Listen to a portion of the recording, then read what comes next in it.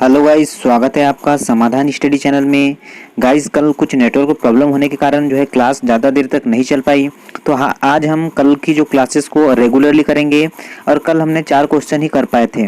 Then साथियों, उसके बाद आज हमने आगे की क्वेश्चन लाए हैं। तो हमारे साथ बने रहिएगा, सभी संपूर्ण क्लासेस को आप लोग ज्वाइन कीजिएगा। बहुत ही इंपॉर्टेंट सेशन चलता है। तो मैं चाहूँगा कि आप सभी विद्यार्थी लोग रेगुलरली जो आज हमने फिजिक्स के इम्पोर्टेंट जो हाथ से नोट्स लिखा है और उसको ही आज अपलोड किया है हमने, तो वो आप लोग देख लीजिएगा। बहुत ही इंपॉर्टेंट मात्रक और उसकी विमाएँ हमने आपको समझाया है।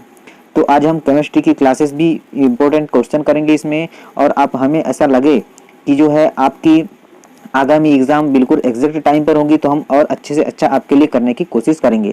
तो चलिए 5वें क्वेश्चन की ओर बढ़ते हैं। हम लोग जान लेते हैं क्वेश्चन कौन सा है। तो आपको मुझे कमेंट्स करना है कमेंट्स बॉक्स में जाके कि इसका राइट आंसर क्या होगा। और आपको कुछ प्रॉब्लम होगी कोई सब्जेक्ट से रिलेटेड, तो हमें आप लोग कमेंट्स कर सकते हैं। हम आपके जो है कमेंट्स का वेट करेंगे और जैसे ही आपका कमेंट्स मिले हम आपको रिप्लाई जरूर देंगे। तो चलते हैं आज के यह क्वेश्चन की ओर। तो आप लोग जो नए स्टूडेंट हैं जल्दी से जल्दी सब्सक्राइब कर ले और इस वीडियो को ज़्यादा से ज़्यादा शेयर करें, ताकि अदर स्टूडेंट है जैसे आपके भाई है और जो भी आपके रिलेटिव है उन्हें भी पता चल जाए कि हमारी रेगुलरली क्लासेस चलती है। तो गाइज, मैं आज का सेशन स्टार्ट करूँगा, बने रहिएगा आप लोग अंत तक। चलिए, क्वेश्चन है आपके लिए, रेडियोधर्मिता की यूनिट क्या है? एंगस्ट्रॉम या फिर केंडेला या फर्मी या क्यूरी? तो इसका राइट आंसर मैं बताऊंगा आपको। इसका राइट आंसर होगा ऑप्शन नंबर डी। क्या होगा? क्यूरी। क्या होगा? जो रेडियोधर्मिता की यूनिट क्या है, इकाई क्या है, यह है यूरी। चलिए आगे बढ़ूंगा नेक्स्ट क्वेश्चन की ओर। नेक्स्ट क्वेश्चन है आपके लिए, रेडियोधर्मी तत्व किसका उत्सर्जन करते हैं? पराबैंगनी किरणों का, अल्फा बीटा गामा किरणों का, रेडियो तरंगे का, अवरक्त तरंगे का? तो गाइज, मुझे कमेंट्स करके अपना राइट आंसर आप लोग बता सकते हैं। तो मैं इसके राइट आंसर की ओर बढ़ूंगा और इसका राइट आंसर होगा अल्फा बीटा गामा किरणें। क्या होगा? अल्फा बीटा गामा किरणें इसका राइट आंसर होगा। चलिए अगले क्वेश्चन की ओर बढ़ते हैं। अल्फा बीटा गामा किरणें की खोज किसने की? डाल्टन, रंटेजन, रदरफोर्ड और विलार्ड? तो इसका राइट आंसर क्या होगा? इसका राइट आंसर होगा रदरफोर्ड। रदरफोर्ड एक वैज्ञानिक है जिन्होंने अल्फा बीटा की खोज की थी। चलिए अगले क्वेश्चन है आपके लिए। आपको ऐसा लगे कि जो है फास्ट हो रहा है तो आप लोग इसे स्लोली भी देख सकते हैं। हमारे पास सिलेबस बहुत बड़ा है, इसलिए हम लोग थोड़े से फास्ट चल रहे हैं। आपका पूरा सिलेबस हमें कंप्लीट करवाना है। आपके सिलेबस को देखकर ही हमने एमसीक्यू लगाया है। चलिए, किस वैज्ञानिक ने गामा किरणों की खोज की? चलिए मुझे कमेंट्स कीजिए और गामा किरणों की खोज का बताइए क्या होगा। बिल्कुल गाइज, आपने किया है ऑप्शन नंबर बी, तो बिल्कुल सही प्रयास किया है। जो गामा किरणें हैं, मतलब अल्फा बीटा गामा, जो तीनों किरणें की खोज किसने की? रदरफोर्ड ने की। चलिए इसे आप लोग याद कर लीजिएगा। अगले क्वेश्चन की ओर बढ़ेंगे। अगला क्वेश्चन है आपके लिए, निम्न में कौन रेडियो सक्रिय किरण हीलियम नाभिक के समक्ष होता है? अल्फा किरण, बीटा किरण, गामा किरण या इनमें से कोई नहीं? None of this. चलिए 9 नंबर का आंसर करेंगे, तो वेरी गुड। आपने किया है अल्फा किरण, तो बिल्कुल सही प्रयास किया है। क्या आपका राइट आंसर अल्फा किरण? आपने कमेंट्स किया है और बिल्कुल सही प्रयास किया है। चलिए अगले क्वेश्चन की ओर बढ़ेंगे। अगला क्वेश्चन है आपके लिए, नाभिक से निकलने वाले विकिरणों में किसकी वेदन क्षमता सर्वाधिक होती है? चलिए, किसकी वेदन क्षमता सर्वाधिक होती है? तो गामा किरणें हैं जिनकी वेदन क्षमता जो है सर्वाधिक होती है। अल्फा किरणें है। चलिए बताइए मुझे कमेंट्स करके कि अल्फा किरण में हाइड्रोजन आयन है, हीलियम आयन है, इलेक्ट्रॉन या प्रोटॉन? तो इसका राइट आंसर होगा हीलियम आयन। क्या है इसका राइट आंसर? हीलियम आयन इसका राइट आंसर है। चलिए नेक्स्ट क्वेश्चन है आपके लिए, अल्फा किरणों पर उपस्थित आवेश है 2 इकाई धन आवेश, इकाई ऋण आवेश, इकाई धन आवेश या फिर नॉन ऑफ दिस, इनमें से कोई नहीं? तो बिल्कुल बिल्कुल साथियों, बिल्कुल वेरी गुड। आपने किया है 2 इकाइयां धन आवेश, तो बिल्कुल सही प्रयास किया है। आगे बढ़ते हैं नेक्स्ट क्वेश्चन की ओर। नेक्स्ट क्वेश्चन है आपके स्क्रीन पर, बीटा किरणें बनी होती है धन आवेशित कणों से, ऋण आवेशित कणों से, उदासीन कणों से, इनमें से कोई नहीं? तो गाइस बिल्कुल आप लोग कमेंट्स कीजिए। तो आपने किया है ऋण आवेशित किरणों से, तो सही प्रयास किया है। इसका राइट आंसर क्या होगा? इसका राइट आंसर होगा ऋण आवेशित कणों से। चलिए आगे बढ़ते हैं नेक्स्ट क्वेश्चन की ओर। आपको मजा जरूर आ रहा होगा। चलिए, निम्न में से किसके उत्सर्जन से नाभिक का निर्माण होता है? अल्फा बीटा गामा या फिर एक्स किरण? तो आप लोग सभी विद्यार्थी लोग बिल्कुल रेगुलरली ज्वाइन कीजिएगा क्लासेस को और बिल्कुल इसका कमेंट्स करके आंसर मुझे बताइएगा। तो आपने किया है बीटा किरण, तो सही प्रयास किया है। क्या होगा इसका राइट आंसर? बीटा किरण इसका राइट आंसर होगा। अगला क्वेश्चन है आपके लिए, निम्नलिखित में से किसके उत्सर्जन से किसी तत्व का परमाणु क्रमांक बढ़ जाता है? अच्छे से पढ़िएगा और आप लोग क्वेश्चनों को 2 बार पढ़िएगा। अल्फा कण, बीटा कण, प्रोटॉन या न्यूट्रॉन, तो इसका भी राइट आंसर क्या होगा? बीटा किरण।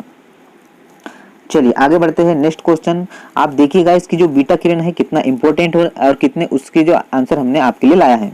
निम्न में से किसमें ऋणात्मक आवेश होता है? अल्फा किरण, बीटा किरण, गामा किरण या एक्स किरण, तो इसका राइट आंसर क्या होगा? बीटा किरण।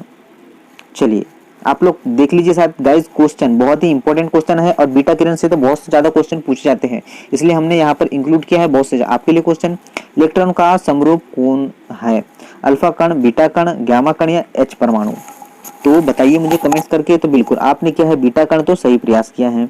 चलिए आगे बढ़ते हुए नेक्स्ट क्वेश्चन की ओर बढ़ेंगे। नेक्स्ट क्वेश्चन है आपके लिए गाइस, नेक्स्ट क्वेश्चन है, समान ऊर्जा की अल्फा किरणों की तुलना में बीटा किरणों की वेदन क्षमता अधिक होती है। उसका आपको रीजन बताना है, क्यों ऐसा क्यों होता है आखिर। तो चलिए मैं ऑप्शन पढ़ दूं आपके लिए। बीटा किरणें ऋणावेशित इलेक्ट्रॉनों की बनी होती है। बीटा किरणें का द्रव्यमान नगण्य होने से उसका वेग अधिक होता है। अल्फा किरणें धन आवेशित होती है तथा उन पर 2 मात्रक आवेशित होते हैं। इलेक्ट्रॉन अभ्र द्वारा बीटा किरणें प्रतिकर्षित होती है जबकि अल्फा किरणें आकर्षित होती हैं। चलिए 18वें नंबर का बिल्कुल आपने सही प्रयास किया, तो आपने किया ऑप्शन नंबर बी, तो सही प्रयास किया है। बीटा किरणों का द्रव्यमान नगण्य होने से उनका वेग अधिक होता है, तो बिल्कुल सही आंसर किया चाहिए गाइस। चलिए अगले क्वेश्चन की ओर बढ़ेंगे। 19वें नंबर का क्वेश्चन है, बिल्कुल रेगुलरली आपके लिए क्लासेस आती है, तो आप लोग जो है सभी क्लासेस को ज्वाइन कीजिएगा। बीटा किरणें के किस भाग का आवेश वहन करता है? बीटा किरणें किस प्रकार का आवेश वहन करता है आपको बताना है। धनावेश, ऋणावेश, शून्य आवेश या फिर इनमें से कोई, नॉन ऑफ दिस, तो मुझे कमेंट कीजिए। बिल्कुल आपने किया है ऋणावेश, तो सही प्रयास किया है। क्या होगा इसका राइट आंसर? ऋणावेश इसका राइट आंसर होगा ऑप्शन नंबर बी। चलिए गाइस आगे बढ़ते हैं नेक्स्ट क्वेश्चन की ओर। नेक्स्ट क्वेश्चन है आपके स्क्रीन पर, गामा किरणें किससे बनी होती है? मेसान कण, इलेक्ट्रॉनों कण, हिग्स बोसान या फिर विद्युत चुंबकीय तरंगे। चलिए बिल्कुल आपको आंसर करना है, तो बिल्कुल गाइस बिल्कुल आपने सही प्रयास किया है। आपने किया है विद्युत चुंबकीय तरंगे, तो बिल्कुल सही प्रयास किया है। ऑप्शन नंबर डी इसका राइट आंसर है। चलिए आगे बढ़ते हुए नेक्स्ट क्वेश्चन की ओर बढ़ते हैं। आपको ध्यानपूर्वक सुनना है क्वेश्चन को। चलिए गामा किरणें क्या होती है, तो आपको मुझे बताना है कमेंट्स करके कि गामा किरण क्या होती है। बाहरी अंतरिक्ष से आने वाले आवेशित कण, बाहरी अंतरिक्ष से आने वाले आवेशित उच्च ऊर्जा युक्त कण किरणें, रेडियो सक्रिय पदार्थों द्वारा उत्सर्जित उच्च ऊर्जा युक्त किरणें, रेडियो सक्रिय पदार्थों द्वारा उत्सर्जित आवेशित कण। तो जो है 21 नंबर का क्वेश्चन आपके सामने है, तो आपने किया है ऑप्शन नंबर सी, तो सही प्रयास किया है। रेडियो सक्रिय पदार्थों द्वारा उत्सर्जित उच्च ऊर्जा युक्त किरणें, इसका राइट आंसर होगा। चलिए अगले क्वेश्चन की ओर बढ़ते हैं। अगला क्वेश्चन है आपके लिए, निम्न में से किस किरणों की वेदन क्षमता सबसे अधिक होती है? चलिए 22वें नंबर का क्वेश्चन है, सबसे अधिक वेदन क्षमता होती है गामा किरणें की, किसकी होती है गाइस? गामा किरणें की सबसे सर्वाधिक वेदन क्षमता होती है। चलिए निम्न में से किस किरणें का आयनन क्षमता सबसे अधिक होती है? इसके पहले मैंने आपसे पूछा वेदन क्षमता, अब मैं आपसे पूछ रहा हूँ आयनन क्षमता। देखिए दोनों क्वेश्चन अलग अलग है, ये मत सोच लीजिएगा जल्दी जल्दी में कि ये दोनों क्वेश्चन सेम पूछा गया है, ऐसा नहीं है, दोनों क्वेश्चन जो है अलग अलग है। तो इसका राइट आंसर भी क्या होगा? इसका राइट आंसर होगा गामा किरणें ही इसका राइट आंसर होगा। चलिए यहाँ कम है पूछा था, यहाँ पे अधिक है पूछा था, या वेदन क्षमता पूछा था, आयनन क्षमता होता है, दोनों एक दूसरे के अपोजिट होती है, यह आप लोग ध्यान रखिएगा। अगले क्वेश्चन की ओर बढ़ते हैं। अगला क्वेश्चन है, निम्नलिखित में से किस किरण की आयनन क्षमता सबसे अधिक होती है? आयनन क्षमता सबसे अधिक, सबसे कम तो गामा किरणें में, और सबसे अधिक होगी आपकी एक्स किरणें में। किस में होगी? सॉरी अल्फा किरणें में होगी। क्या होगी? अल्फा किरणें में।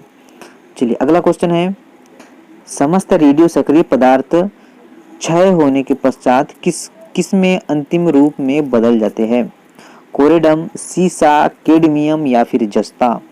25 नंबर का क्वेश्चन है आपकी स्क्रीन पर, तो आपने किया है सीसा, तो बिल्कुल सही प्रयास किया।